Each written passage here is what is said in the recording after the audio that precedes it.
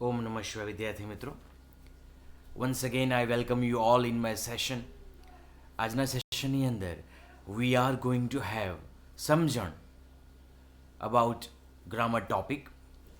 I would say grammar ટોપિકની અંદર જે connectors જે હોય છે, so we are going to have session on ભૂમિકા of connectors, કે જે ફંક્શન્સ હોય છે લેંગ્વેજની અંદર, કે language functions in the expressions, કે આપણે જ્યારે કોઈ પણ એક્સપ્રેશન આપીએ, વાતચીત કરીએ, ત્યારે ઘણા ભાષાના જે કનેક્ટર્સ હોય એમનો ઉપયોગ કરતા હોઈએ છીએ. સો એઝ યુ ઓલ નો કે આપણી જે ટેક્સ્ટબુક પણ જે છે, that textbook is also focusing on functional use of language, કે ભાષાનો કઈ કઈ જગ્યાએ કઈ પરિસ્થિતિમાં પ્રયોગ થઈ શકે એ આધારિત એના સેશન, એના ટોપિક ડિવાઈડ કરવામાં આવ્યા છે chapter wise. So today we are going to have a discussion on few functions used in expression. તો એના માટે આપણી પાસે એક કન્વર્ઝેશન છે. In this conversation, in this બાતચીત, we have one teacher, and one teacher is talking with other students, અને સ્ટુડન્ટ્સને સાથે વાતચીત કરી રહ્યા છે અને વિદ્યાર્થીઓ ટીચરને જવાબ આપી રહ્યા છે. તો એ વાતચીત પહેલાં આપણે સમજીએ. Before we jump into grammar topic, we have to understand this conversation. આપણે વાતચીતને પહેલાં સમજીએ, then we will understand this topic from grammar point of view. તો શરૂઆત જે થાય છે એ ટીચરથી થાય છે. એ કેરેક્ટર જે છે, if you want to improve your English, if you want to improve your skill, જે તમારી કુશળતા છે એ તમારે વિકસાવવી હોય, you have to work harder. હવે અહીંયા ટીચર એવું કહે છે કે જો તમારે તમારી કુશળતા જે ઇંગ્લિશ બોલવાની છે, ઇંગ્લિશનો ઉપયોગ કરવાની છે, એ વધારવી હોય, you have to work harder. અહીંયા વર્ક હાર્ડરનો મતલબ છે you have to practice a lot, you have to do your પ્રયત્નો ફોર લર્નિંગ ઇંગ્લિશ, રાઈટ. જ્યારે એના રિપ્લાયમાં સ્ટુડન્ટ બી જે છે, he is giving reply, I know sir, મને ખબર છે, I ought to work harder specially for my vocabulary. વિદ્યાર્થી એવું કહે છે કે સર મને ખબર છે અને મારે મારો શબ્દ ભંડોળ જે છે એ સુધારવા માટે જ પ્રયત્ન કરવો પડશે. અને પછી વિદ્યાર્થી સી જે છે એ એનો પ્રત્યુત્તર આપે છે, I would rather work more for the comprehension part in the subject. વિષયને સમજવામાં હું વધારે ધ્યાન આપવા માંગીશ, મારી પસંદગી એ છે. વિદ્યાર્થી બી કંઈક અલગ કહે છે, વિદ્યાર્થી સી કંઈક અલગ કહે છે. આગળ જોઈએ કે વિદ્યાર્થી અલગ અલગ વિદ્યાર્થી શું જવાબ આપે છે. બે વિદ્યાર્થીઓના પ્રત્યુત્તર સાંભળીને જે ટીચર જે એવું કહે છે કે you should communicate in English with your classmates and friends in order to improve your communication skill in English. તમારી માતૃભાષામાં તમે વાતચીત કરી શકો છો, દેટ ઇઝ ફેન્ટાસ્ટિક, વન્ડરફુલ. પણ જો તમારે ઇંગ્લિશમાં જો વાતચીત કરતાં શીખવું હોય તો પહેલાં તમારા મિત્રો જે છે ક્લાસરૂમમાં એમની સાથે you have to talk in English, you have to do વાતચીત with your friends in English. તો દેટ વુડ બી શરૂઆતી પગલું to learn English. What would be શરૂઆતી પગલું ફોર વિદ્યાર્થી? વિદ્યાર્થીઓ માટે શરૂઆતી પગલું કયું હશે?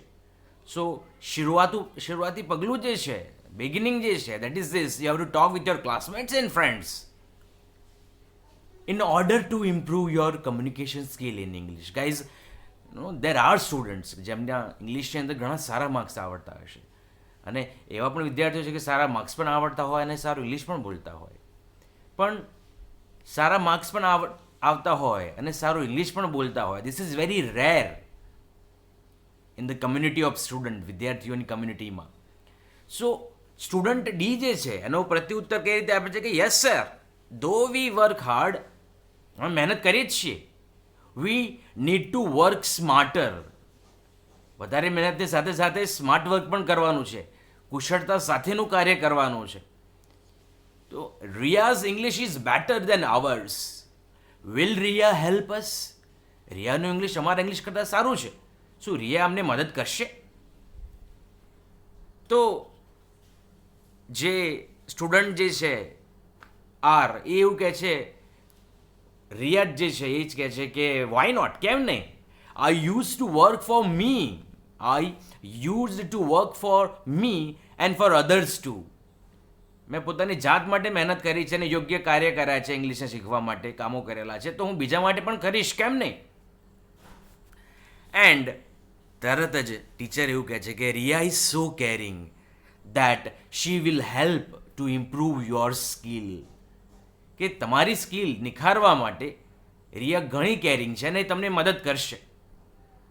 હવે અહીંયા એ વિદ્યાર્થી એવું કહે છે કે either Riya or Shreya can help us. જો અહીંયા શ્રેયાની જ પણ વાત આવી કે શ્રેયા પણ છે, Shreya has the same command over English as Riya has.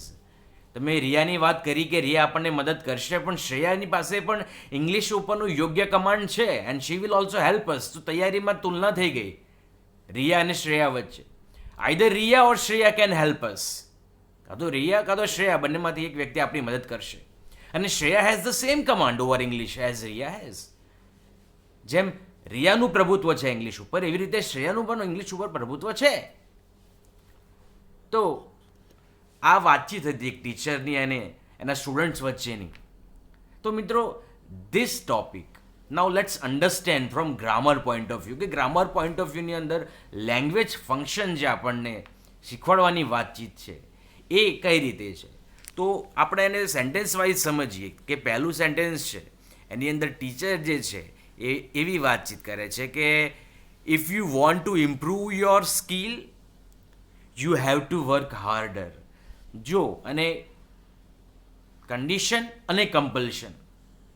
તો કન્ડિશન માટે કયું કનેક્ટર વાપર્યું? ઇફ. કમ્પલ્શન માટે કયું કનેક્ટર વાપર્યું? Have to. તો ઇફનું કનેક્ટર જે છે એ કન્ડિશન માટે વાપર્યું, શરત દર્શાવવા માટે વાપર્યું, અને કમ્પલ્શન છે એટલે ફરજિયાતપણું દર્શાવવા માટે હેવ ટુનું કનેક્ટર વાપર્યું છે. ઓકે, સમજૂતી માટે શરત દર્શાવવા માટે ઇફ કનેક્ટર વપરાયું છે અને કમ્પલ્શન દર્શાવવા માટે હેવ ટુ કનેક્ટર વપરાયું છે. વી વુડ સે કે કીવર્ડ, કનેક્ટર કે ફંક્શન વપરાયું છે. હવે ઓટ ટુ ફંક્શન વપરાયું છે કમ્પલ્શન દર્શાવવા માટે, ફરજિયાતપણું દર્શાવવા માટે. વુડ રેધર ફંક્શન જે છે લેંગ્વેજ ફંક્શન છે, વુડ રેધર એ પ્રેફરન્સ, પસંદગી માટે વપરાયું છે. તો પસંદગી બતાવવા માટે વુડ રેધર લેંગ્વેજ ફંક્શન વપરાયું છે. હવે આગળ કે પર્પઝ દર્શાવવા માટે in order to language function વપરાયું છે. એવી જ રીતે આગળના વાક્યની અંદર ધો, નીડ ટુ અને બેટર ધેન 3 લેંગ્વેજ ફંક્શન વપરાયા છે. તો આ ત્રણેય લેંગ્વેજ ફંક્શન અલગ અલગ છે. ધો જે છે વિરોધાભાસ માટે દર્શાવવામાં આવે છે, એનો ઉપયોગ કમ્પલ્શન માટે નીડ ટુ, અને કમ્પેરિઝન તુલનાત્મક જે શ્રેયા અને રિયા વચ્ચે તુલના થઈ એના માટે બેટર ધેન જે લેંગ્વેજ ફંક્શનનો પ્રયોગ કરવામાં આવ્યો છે. પાસ્ટ હેબિટ લેંગ્વેજ ફંક્શન દર્શાવવા માટે યુઝડ ટુનો ઉપયોગ કરવામાં આવ્યો છે. રિઝલ્ટ દર્શાવવા માટે સો અને ધેટ, પરિણામ દર્શાવવા માટે સો ધેટ લેંગ્વેજ ફંક્શનનો ઉપયોગ કરવામાં આવ્યો છે. એવી જ રીતે આગળ જે અલ્ટરનેટિવ ચોઇસ, વૈકલ્પિક કયો વિકલ્પ પસંદ કરશો, રિયાનો કે શ્રેયાનો, એ વિકલ્પ માટે આઈધર ઓરનો પ્રયોગ થયો છે લેંગ્વેજ ફંક્શનનો. અને ડિસ્ક્રાઇબિંગ પીપલ, વ્યક્તિઓ વિશે વાત કરવા માટે, એ વ્યક્તિ વિશેષ વાત કરવા માટે ધ સેમ એઝ લેંગ્વેજ ફંક્શનનો ઉપયોગ થયો છે.